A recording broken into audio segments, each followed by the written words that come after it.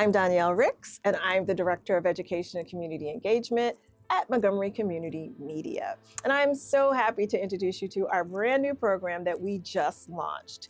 It was created to house all of our youth programming. It's an opportunity for us to address racial equity and social justice by incorporating digital storytelling. The MCM Digital Futures Institute came about because we were asking ourselves, are we being equitable? Are we being inclusive? Are we creating the space for people to come to us and share their ideas, to learn? And have we created a space in the community to share stories that will amplify unrepresented voices in Montgomery County? Under MCM's Digital Futures Institute, we have two tracks. One, which is the Next Gen program, which houses our programming for high school and college students. And the other one is our BIPOC LGBTQIA+ fellowship for young adults who want to learn more about digital storytelling.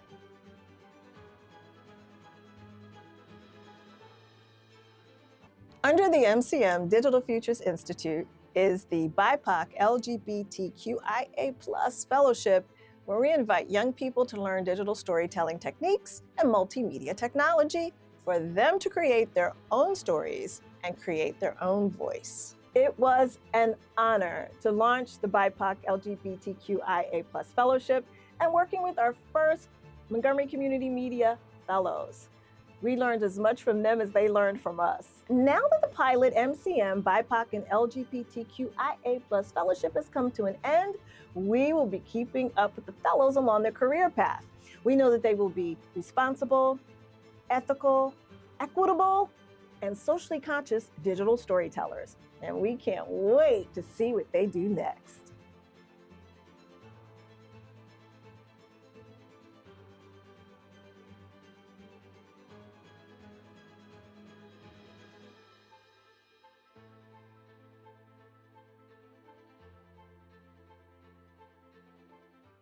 Hi, I'm Andrea Duran, and I'm one of the fellows here for the first BIPOC and LGBTQI+ Digital Storytelling Fellowship here at my MCM.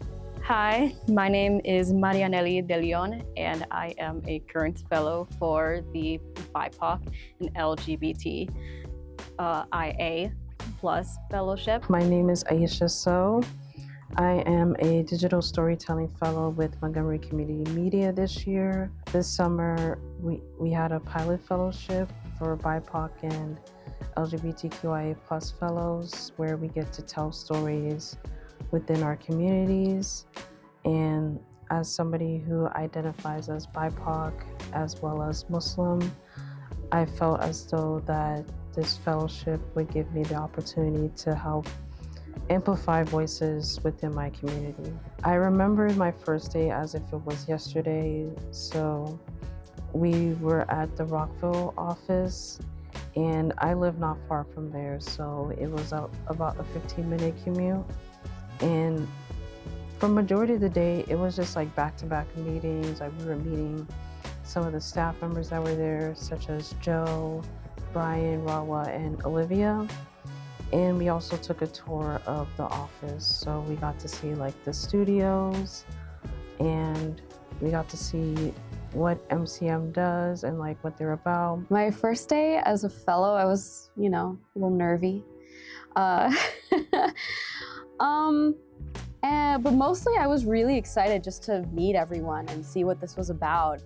I was really anxious just because the fellowship took a while to really like get started and the ground, and like some people got sick, and there were some stumbling blocks there to really like get started. So once we were in, I was really excited to meet everyone and see what everything was about.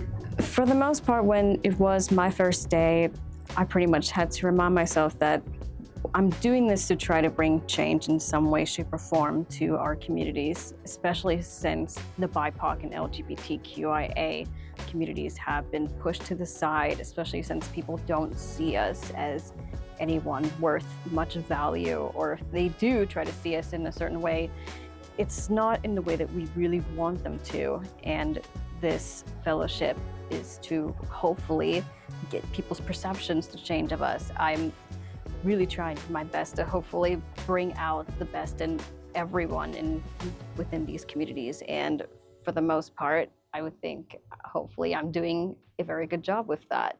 So during the planning phase of my first couple of shoots, I think it was just trying to plan how the stories were gonna come together, like what medium, what format they would look like, and then plan accordingly. Because the stories that I worked on, you know, with LGBTQIA plus issues and Latino issues too, you know, and especially like a sensitive topic like overdoses, I wanted to make sure that the story fit, like the way that I put it together and the format that it was going to be in, you know, did those stories justice. So it's just like the planning stages were, you know, tough, just trying to get interviews in and getting the people and then seeing what that might all look like. I approached storyboarding was through the workshop that Delmar taught us.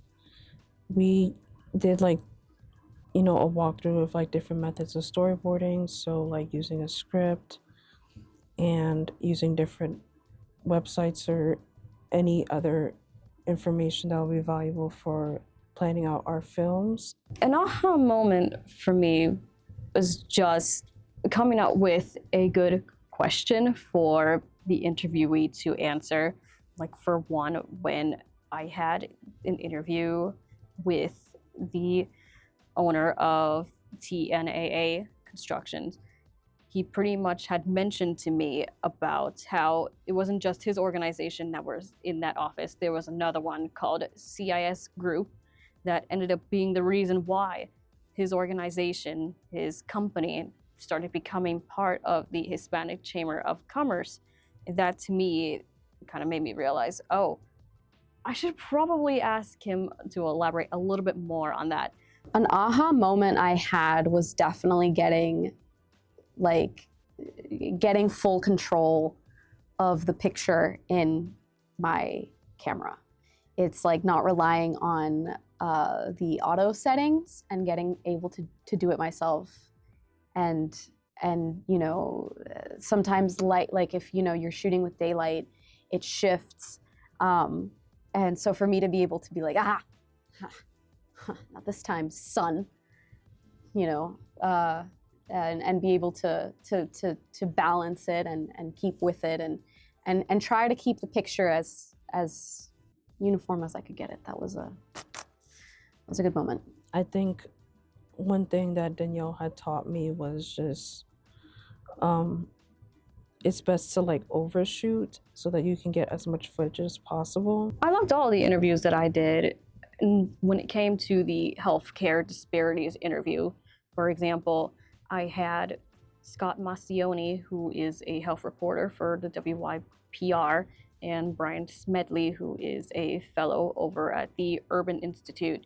They both came up with very elaborate answers when I had questions about how the health disparities could affect BIPOC and LGBTQIA communities. So for one, I really wanted to speak with Brian about the racism aspect of healthcare, because I had explained in the interview, and so did he on a more elaborate level, that one of the reasons why healthcare could actually be a huge issue for people of color is because there are still very racist teachings going on in medical schools that sadly make medical students who would later become our nurses, our doctors, anyone within healthcare, make them assume that people of color are not deserving of the same treatment as those who don't identify as a person of color. For my LGBTQIA story on the lack of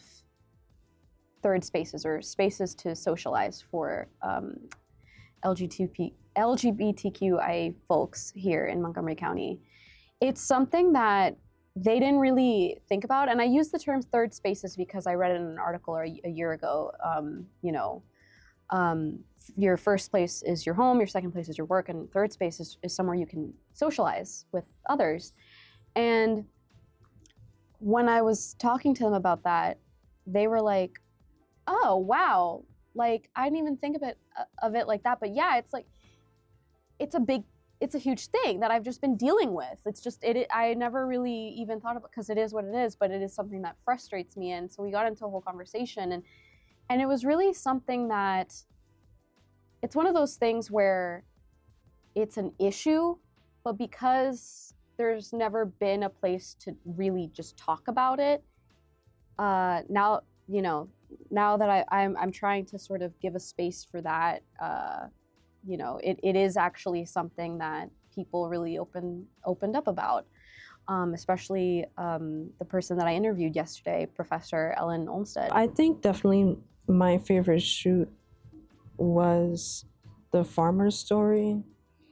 I really enjoyed like the entire time that I was there, like going to the farm, getting footage and taking a tour of like all the produce, especially produce that is grown in Africa. I also interviewed Tanya and Trufina, and I really enjoyed their conversations. I really enjoyed interviewing Tanya.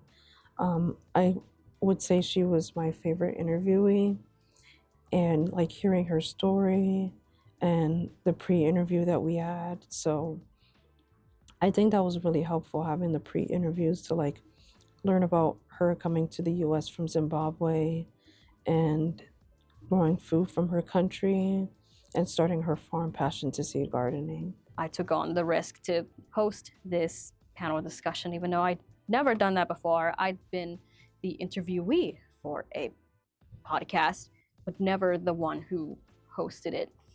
But I think it went pretty well. It was sort of filmed in front of people who were already in the studios. And for the most part, thankfully, they said it looked pretty well. It looked professional. I did pretty well as a hostess to the panel discussion. But I still think it worked out in the end, because it's definitely something that we need to do more of, more panel discussions about whatever topics that need to be spoken about, like healthcare, like things such as with racism and how we could try to combat that. I think the most rewarding part of this process is just, making sure that I amplify the voices of like people within my community that need to be amplified. I think getting these stories out to the public and having people from the county see them, I think that will be the most rewarding thing out of this entire process. I'm proud to be part of MCM, and this whole thing has been so good in helping me once again refresh my journalistic skills. This county is one of the most diverse in the country, so I think the most rewarding part of this entire experience was able to really bring that to the table, and for MCM to put value in not just like diversity for diversity's sake, but diversity in terms of reflecting reality. I think the people here, whether it's the staff here, the fellows that I worked with, the support that we had, and just like the different experiences that we could all bring to each other.